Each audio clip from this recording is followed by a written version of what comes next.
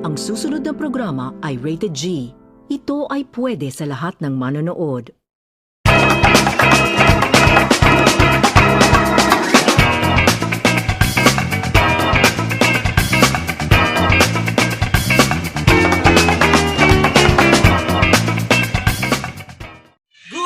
Good morning mga kapatid, kaibigan! Samahan niyo ako sa ating programang The Breakfast Show. Ako si Educ30 lang iyong vlogging host. Ngayong umaga makikilala natin ang 5 celebrity guests na nagmula pa sa kanilang mga angkat. Huwag na tayo magpatumpik-tumpik pa at ipakilala natin sila. Siya ay dancer, palangiti at mahilig kumain ng street food, ngunit hindi tumataba. Please welcome Miss Janine Ingo. Ang pangalawa naman ay nag-ghost kaya naging pusong bato. Please welcome Miss Honey Rose Gobal.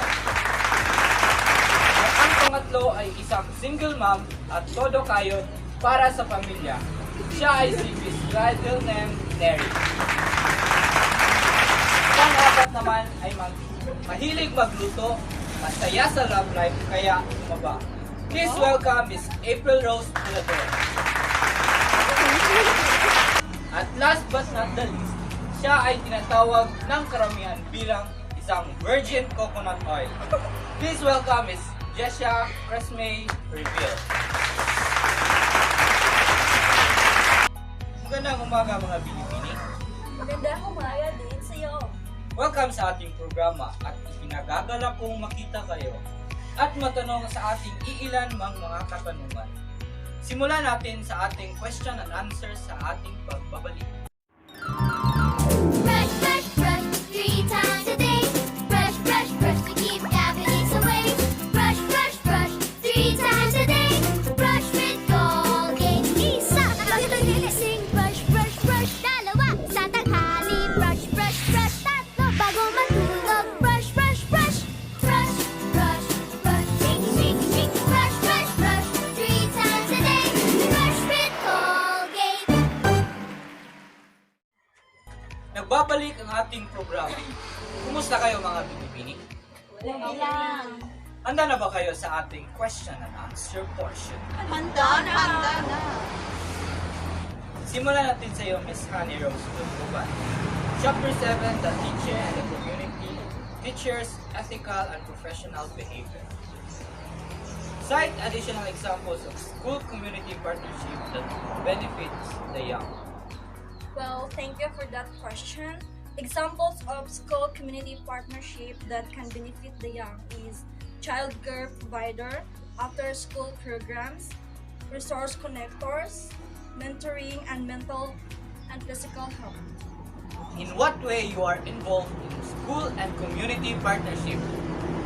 I believe that I am involved in provider in school community partnership is share leadership, is to encourage families' contribution and leadership. What good have you done to school and community? Which is family school community partnership because it can share responsibility to others, community agencies, and organizations. Thank you for that wonderful answer, Ms. Gobal. Now let's proceed for the next chapter, which is Chapter 8, to be answered by Ms. Chapter 8, Organizational Leadership. Based on the lesson, provide a meaningful definition of the word leadership is. Leadership is an ability of an individual or group or individuals to influence and guide followers or other members of an organization. What kind of leader you are? I'm a kind of leader trusted because building trust is the foundation of leading. Honesty and charity and behavioral predictability all make up of trust. Leaders must adopt the trait of truthness and preparedness in it as one of the most important skills because without it, people won't feel confident to follow. What should you do to become an effective leader? As with the most popular sayings, there is some truth in the age great leaders are born, not made. To some extent, The capacity of great leadership is innate. However, learning how to be more effective leader, it within everyone grasp, whether you lead multiple teams or either company or just one-stop mentor. Thank you so much, Miss Janetitos, for your brilliant answer. Now let's go on to Chapter 9, the School Head in School-Based Management. In short, SBM. Miss Glendale Memneri, you are the one to answer the following question. As a future teacher, what did you find most meaningful in this topic? Thank you for that wonderful question. We future teachers need to motivate students with learning, exploring, investigating, discovering, and inquiring. Together, you will be learning and teaching. As a teacher, you need to be very organized and creative of your students. When students are able to creativity, it enhances them to help them in their learning process. Do you welcome SBM or do you see it as an additional work? SBM or School-Based Management is a strategy to improve education by transferring significant decision-making authority from state and direct office to individual schools. Very good answer, Miss Mary. We hope that our listeners, watchers, have learned a lot today to enhance their knowledge and understanding about our topic. Will be on Chapter 10 to be answered by Mr. Alvin Ardel Consolada. Chapter 10, Creating a Positive School Culture. Does school culture affects the school learning?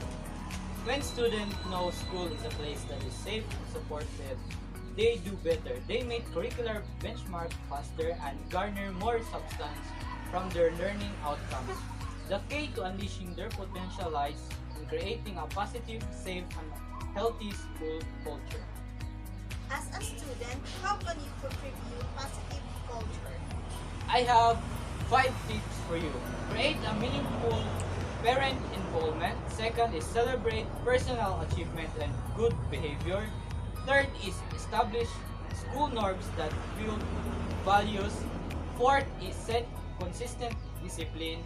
And the last is model the behaviors you want to see in your school.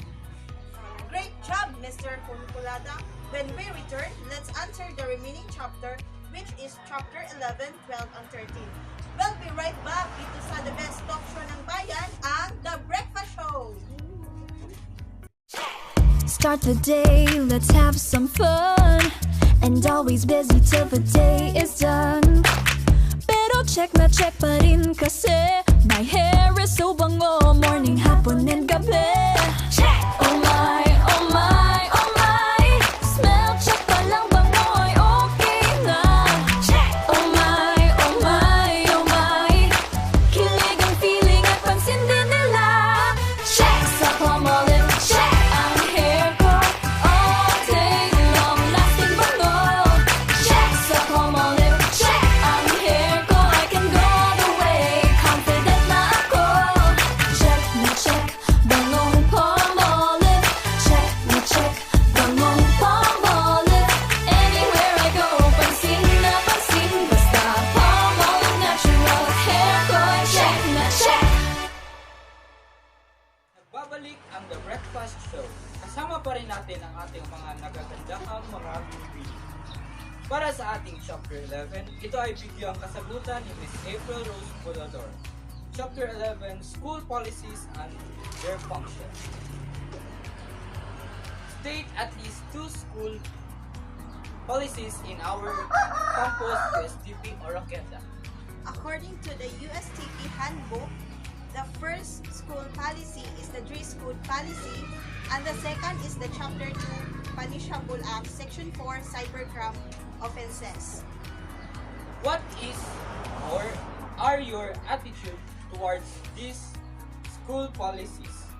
My attitude towards school policy is to behave and respect your teacher and to study hard, because when you don't study hard, your grade will fail, and if you study hard, your grades is success. Thank you, Miss April Rose, for that wonderful answer. Now let's proceed to Chapter 12 to be answered by Miss Jessia Reveal. Chapter 12, Roles and competencies of school heads. State two things that the school head does as an instructional leader and two things as an administrative leader. So for instructional leader, they are the one who improve teaching and learning in the school. And they lead in setting the school vision and formulating strategies. As an administrative leader, they are the one who cultivating leaderships in others and improving instruction. As a future teacher or school head, does administrative function of school head affect or does not affect my teaching? Yes, because as a teacher, teacher motivation shaping the conditions and environment in which teaching and learning occurs and interaction with broader community. Thank you, Miss Jesha Reville, for that marvelous answer.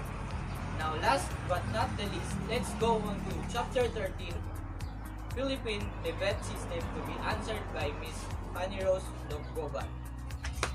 What is debate and how important is this in the Philippine educational system? So, TVET system means Technical Vocational Education and Training.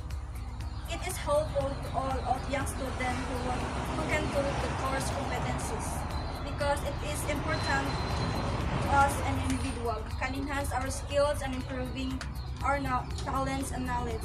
So that TVET is important and I am thankful that this program was formed. What is your opinion on the goal of the Philippine debate system? To ensure national development through accelerated human capital development by providing lifelong learning opportunities for all. Thank you, Miss Honey Rose, for that. Maraming salamat sa lahat, lalo na sa ating bisita ngayon na siyang sumagot sa mga katanungan. Naway may aral kayong natutunan ngayon. Hanggang sa susunod, dito lang sa The Best Talk Show ng Bayan, ang The Breakfast Show! Bye! Bye!